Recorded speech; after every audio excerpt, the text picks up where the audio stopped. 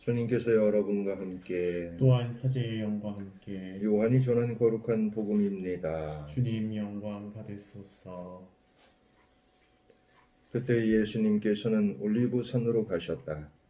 이른 아침에 예수님께서 다시 성전에 가시니 온 백성이 그분께 모여들었다. 그래서 그분께서는 앉으셔서 그들을 가르치셨다. 그때 율법학자들과 바리사이들이 가늠하다 붙잡힌 여자를 끌고 와서 가운데 세워놓고 예수님께 말하였다. 스승님, 이 여자가 가늠하다 현장에서 붙잡혔습니다. 모세는 율법에서 이런 여자에게 돌을 던져 죽이라고 우리에게 명령하였습니다. 스승님 생각은 어떠하십니까? 그들은 예수님을 시험하여 고소할 구실을 만들려고 그렇게 말한 것이다. 그러나 예수님께서는 몸을 굽히시어 손가락으로 땅에 무엇인가 쓰기 시작하셨다. 그들이 줄곧 물어대자 예수님께서 몸을 일으키시어 그들에게 이르셨다. 너희 가운데 죄 없는 자가 먼저 저 여자에게 돌을 던져라. 그리고 다시 몸을 굽히시어 땅에 무엇인가 쓰셨다. 그들은 이 말씀을 듣고 나이 많은 자들부터 시작하여 하나씩 떠나갔다. 마침내 예수님만 남으시고 여자는 한가운데 그대로 서 있었다. 예수님께서 몸을 일으키시고 그 여자에게 여인아, 그 자들이 어디 있느냐? 너를 단죄한 자가 아무도 없느냐 하고 물으셨다. 그 여자가 선생님, 아무도 없습니다 하고 대답하자 예수님께서 이르셨다. 나도 너를 단죄하지 않는다. 가거라. 그리고 이제부터 다시는 죄 짓지 마라. 주님의 말씀입니다. 그리스도님 참미합니다. 참 예수님, 어떻게 하루 잘 지내셨습니까? 오늘 우리가 이렇게 함께 들었던 말씀은 이렇게 가늠하다 현장에서 붙잡힌 여인에 관한 이야기인데, 이 대목을 묵상할 때마다 저는 이렇게 사실 그림이 이렇게 화면이 이렇게 그려집니다. 예수님께서 이제 올리브산에 올라가셨다가 다시 이제 성전에 가셔서 이제 백성들이 모여들으니까 이제 그들을 이제 가르치시기 시작하셨다. 먼저 여러 가지 이제 말씀들을 이렇게 나누고 있었을 때 저기서 이제 웅성성 거리면서 이제 한 여자가 끌려옵니다. 그리고 그들의 손에는 이렇게 돌이 하나씩 크고 작은 돌들이 손에 쥐어져 있죠. 그리고 그 율법학자나 바리사이파 사람들은 예수님께 이건 현장에다 붙잡힌 여자니까 어떻게 했으면 좋겠느냐. 사실 예수님이 늘 입만 열었다면 뭐 사랑하라, 용서하라 뭐 이런 얘기를 하셨으니까 어떻게 할 거냐 이제 그런 얘기죠. 그러니까 자신의 말로서 자신이 틀렸다는 것을 이렇게 증명하게 하려는 그런 의도가 다분히 있었을 겁니다. 그런데 예수님은 아무 말도 하지 않으시고 이렇게 바닥에다 뭘 이렇게 쓰셨다.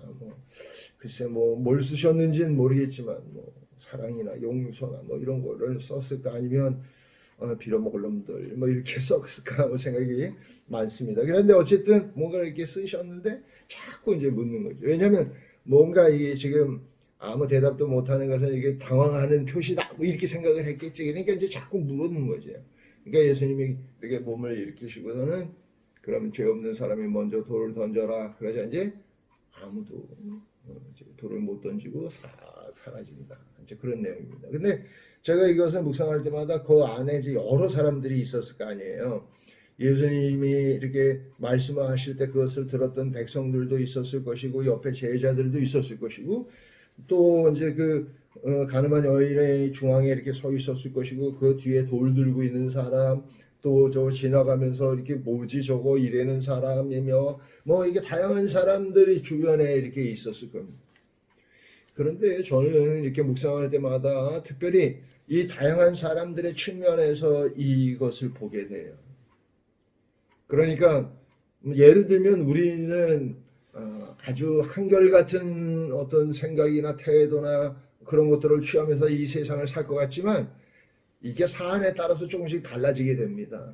어떤 때는 방관자가 되기도 하고 어떤 때는 고발하는 사람이 되기도 하고 어떤 때는 이 일을 어떻게 해야 될지 감당해야 될지 모르는 그런 상황에 놓이기도 하기 때문이죠. 그러니까 이것을 우리가 다른 방식으로 다른 거기에 있는 모든 사람들의 눈으로 그것을 다시 한번 이렇게 되짚어 본다면 우리가 우리 삶 안에서 더욱더 어떻게 보면 충만한 또는 극복할 수 있는 그런 지혜들을 얻을 수 있는 게 아닐까 싶어요.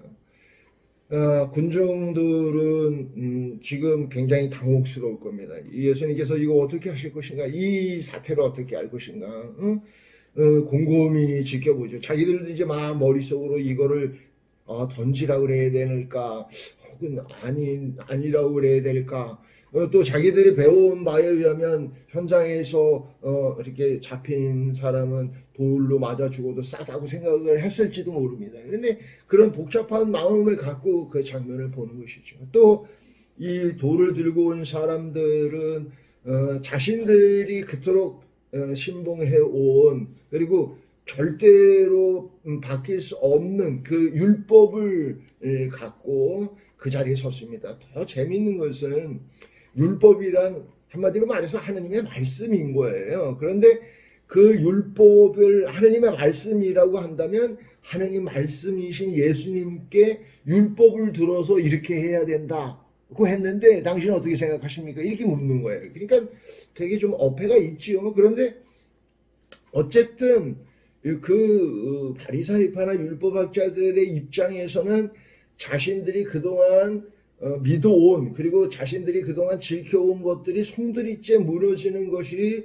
두렵기 때문에 어떻게든 이런 예수님의 이런 행보를 이렇게 멈추는 또는 그 행보가 거짓된 그런 것이라는 것을 보여주기 위해서 이제 거기서 눈을 부릅뜨고 이렇게 기다리고 있는 형국이죠.